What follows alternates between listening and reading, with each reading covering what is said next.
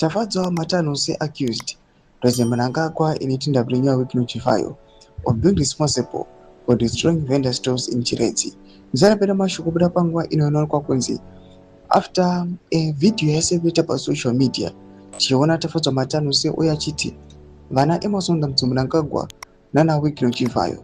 Tibe murikuita kuti panguwa inoi vendor stores avo aparadziwe. Panguwa inoi yatona kuti the Chiredzi town council after it destroyed all these vending sites.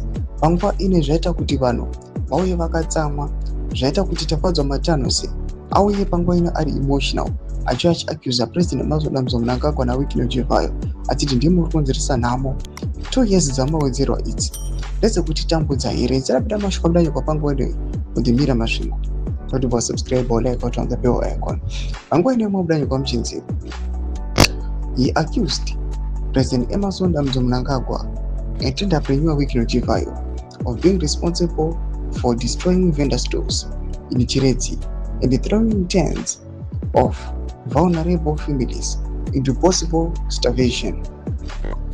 He described Mnangagwa and file as dogs, selfish people who are not concerned about the poor, and challenged them to kill him if they so wish.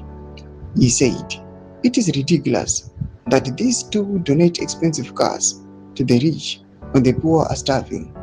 He said, Mnangagwa is not going to care anymore about the people after getting 2 years term extension from parliament.